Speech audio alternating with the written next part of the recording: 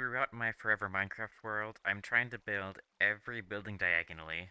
After I was inspired by the Build the Earth project and seeing how, at a large scale, all of the builds seem more lifelike because they're all built on diagonals. And I found it pretty easy so far to add details until we got here. I have no idea what to do about this building covering the cobblestone farm, just because it's so large. I can't really add any wood to the structure because I don't feel like it would make a whole lot of sense. I have these, like, I don't know, at the corners, like a deep slate instead of tuff, but it just doesn't really add enough details on the large flat walls. I'll definitely be adding windows sometime in this episode, but if you have any ideas on what other details I could add to this to make it not just look like a flat diagonal wall, that would really help. So far, we've only finished one out of the three gates in Baerlon, so I've collected the redstone materials to finish the other two. These ones are going to be a little interesting, just because both of these are definitely at a more significant diagonal than the main gate was. So, yeah, we'll see how it goes, what kind of pattern I set up here. So, I just finished the two gate houses that I wanted to do, or just the gates, I guess.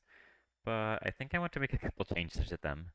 First, I built both of them on the inside of the gate of the walls for some reason, which it makes much more sense to put a gatehouse on the outside of the walls, because then the two towers on either side of the gate can see much farther in either direction. Also, this, um, yeah, I'm still trying to get accustomed to this diagonal, which it's leaving that block open right now, and that's on both sides that it's kind of showing that when the gate is closed. The issue is that if I try to cover that up, it just really constricts the walkway. So we can cover it up like this, and then you no longer have that kind of opening in the wall. But it also really cramps the actual gate you can walk through now, so I'm not entirely sure how to fix that. But yeah, and we also have the same issue at the other gatehouse that's on the road towards Caemlyn.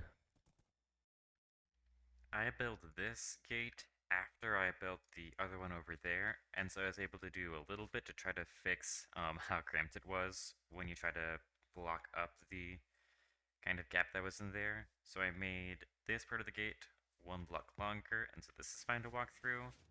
Um, Try to do the same thing on the other side, but I don't know, it's just feels way too cramped right here, but I don't think I'll ever get it to be perfect with this layout, so I think it's good enough for now.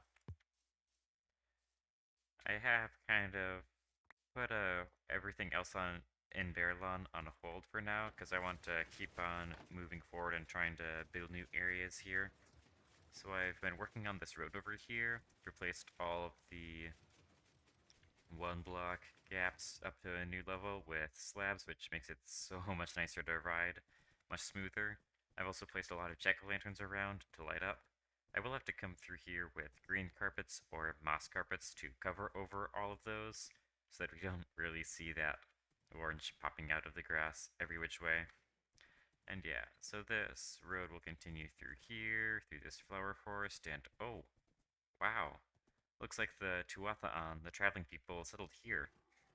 Kind of makes sense because of how brightly colored they want all their things. They want to be in a flower forest where you can get access to a lot of dyes. So I'm kind of planning on this area being just kind of our spot to have all of the dyes. So, and then ways to get all of them as well. So here we have a mini cocoa bean farm. Not, it doesn't produce a whole lot, but it'll still give you enough that we have over a stack now to make brown dye with. Then we also have yellow yellow dye farm with the sunflower. I don't quite have enough bone meal for each farm in here, but then I'll, yeah, store 4 dyes in each wagon. So this will have purple, red, magenta, and pink. And then each one is gonna, I'll probably put banners on each of these carts that show what colors they have. But so each wagon is kind of unique in its own way. And I'll have ways of getting all the dies here except for black die. So, how will we get all 16 die colors in the Tuatha camp? First, we have those 4 too tall flower farms inside the wagons. Those will be sunflowers for yellow, roses for red, peonies for pink, and lilac for magenta. And we also have that mini cocoa bean farm to give us brown. To get bone meal and white dye, I will have probably just be composting a bunch of plants, probably melons or a cactus or something. Speaking of cactus, that'll give us our green dye. And that gives us pretty much everything except for light gray and blue. Technically, if we just have ink sacs and bone meal, we are able to get light gray, but it would be easier just to get the oxeye daisies from the flower forest, I think. And same with the cornflower, we'll set up a farm that'll get both of those. And finally, the squid ink sacs, we'll just manually bring those over. I don't see the point in really making a farm to get a whole lot of black dye. So yeah, this graph shows how we'll get all of those 16 dyes. So I've put in a little bit of time off camera into this place, so I guess not a whole lot has changed above ground, but I did add some 4 banners to each of these to show what colors are in each of these. So this one was going to be brown, orange, yellow, lime, black, gray, light gray, white, purple, magenta, pink, and purple, and finally cyan, blue, green, and blue, green, light blue. Yeah, cyan. So in here we have a few things going on. First, we do need that cactus farm to get all of our green dye. We have to smelt it. And we also have a melon farm up here. The reason why I'm making melons up here is that it's pretty useful to use to get bone meal to compost it. I just chose some plant that would be kind of fast to grow. And I, yeah, ended up choosing melons. So all the melons are, they're all dispensed down into a water stream that goes down low. Same thing with the cactus. It also gets caught in a water stream and goes down this way. So in here, yeah, I really like having all of the colored wool in Emmons Field because I can use whatever colors I want. Maybe I'll have to, at some point, switch from just blue for water, red for redstone, and switch it up and maybe add a few more colors, just because it is a little difficult to see what's going on here. But so for this lower water stream, that's only for melons, and so those will come down this chute and then go this way. The other one right here is for cacti, and so first they'll go down into this furnace. I don't have an automatic way of filling this, I just will manually put coal in every once in a while. And so the cacti gets in here and then will be spit out. The green dye will be spit out this way. And I do have a line to shut it off if I ever get too much green dye or enough that I decide that I want to use the cactus for composting as well to get more bone meal. And so any excess cactus also goes into the same water stream, runs over 3 hoppers to go to these composters, and those will go up these 2 bubble columns. This one is for the green dye, and the other one is for the bone meal. So we can go back up. And so this pile of chests and barrels is kind of hiding the fact that we have our green dye automatically coming up here and our bone meal coming into this chest. And so those are both being produced automatically right now. And then hiding, the crafting table is hiding a comparator that leads down, and this is where we get the signal to turn off the hopper that going into the furnace burning the cacti. And so, yeah, I think it's just under four stacks is what we're limiting it at. Just because I don't really need that much green dye, and that's plenty already. For other decorations in this area, I currently just have this coral block to kind of like be like flower petals or something. The reason why this coral is not dying is that we have that bubble column that ends right under this barrel, and then the water flows over a hopper right here, and those eventually lead to this bone meal chest. So the final thing we'll need over here is going to be a gray and blue uh, flower form over here. It'll just be a normal bone meal one. So yep, because this will generate cornflowers and oxeye daisies. And so we will be probably just doing that simple one where you have one dispenser and then pistons that push the floor back and forth. I haven't thought about if I want to use water streams or a hopper minecart. I think I'll use a hopper minecart just because I don't have to worry about stopping the bone meal dispensing while the water is running over it. So yeah, I'll probably put a minecart track underneath this.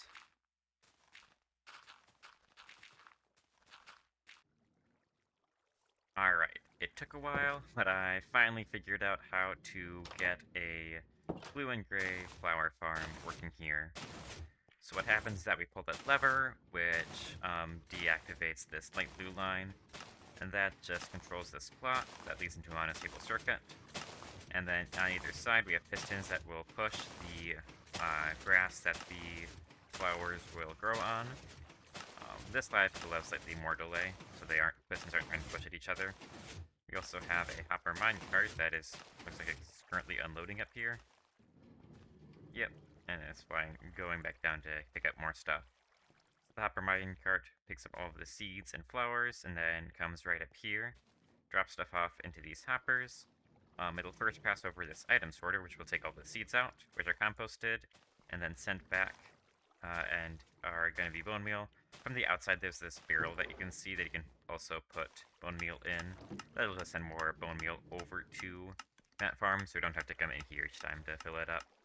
And everything else, which will include flowers, and whatever else happens to fall into the hopper minecart will just go into this other barrel. So we'll hop over there right now. And so this right here is the barrel for the bone meal, and here is where everything else comes out. Why is there dirt in there? Anyways, so yeah, now we have, except for black, we have all the dyes are renewable right here. To round out this episode, I think I'm going to try to make a few custom trees around this place, so we'll see how that goes. I've only made custom trees a couple times before, but yeah, I'll probably just dotting them around this clearing where the Tuatha have placed their caravan, so probably have a few updates as we go about this, but yeah, we'll see how it goes. Alright, so I have completed 3 custom trees. We have this one right here, and a tall birch tree over there. I kind of struggled at the beginning because I started putting the branches kind of following the 4 cardinal directions, especially with like this tree, and then I realized, wait, it can't quite. I really shouldn't be doing that on a normal tree, but especially in this world, what I try to have pretty much all of my buildings off of those 4 directions. So in the future, I'll definitely be making the tree branches a little more diagonal instead of not just following the X and Z directions. Aside from that, I think they look fine. I think the birch tree needs a few more branches up top. And it also, like, I think that this place needs a little bit more color. Especially, like, with this tree. Probably want to add some bushes or maybe add some stone to this cliff, just because the brown trunk blends in with the dirt when you get far enough away. So I think some terraforming like that, some stone and some bushes and flowers around it would be good. It's springtime currently right now where I live, and I saw some really nice trees that have some like white blossoms. So I do want to try to make some of those as well. Was planning on maybe having the trunks be a little more gray, so possibly using like tough walls, and then azalea leaves and calcite for the leaves and blossoms. So we'll see how well those look. Alright, so I've added four smaller trees. Here is one with white blossoms. I was thinking about having a whole lot more calcite, but I think I'll keep it back just like that for now. And over here we have another one. With this one I first added the calcite and then the leaves, and the other one I did the leaves first. I think adding the calcite closer to the tough branches makes it look a little better, but I don't really know. It's still very new to all of this. Then over here we have a couple of more like spruce looking trees with yellow needles. I'm not sure what I think of them. I thought that the gold looks like leaves. The raw gold blocks look like leaves, but I didn't quite have enough to do a whole lot. So I'm putting in yellow wool for a little texturing. I don't know, they kind of stand out a little bit. I do want to get more color in here, but I'll keep thinking about if we want to keep these or not. I've gone through and made sure to cover up all of the jack-o'-lanterns we're using for lighting, added some glow lichen up on the branches of the trees, just because I've already had one creeper fall down from those branches. I was able to kill it before he exploded, but that was, yeah, a little scary. Also added some bushes and a gray kind of cliff behind this tree. I don't know, this is probably my least favorite tree out of the several that I've made so far. Just looks a little too unrealistic, I think, but I think we'll keep it as it is now and see what ideas I get to make it look better. And yeah, pretty much just gone through and used bone meal a whole bunch of times. So I think we'll probably call it here, and we'll keep on going, heading on that road to Caemlyn next episode.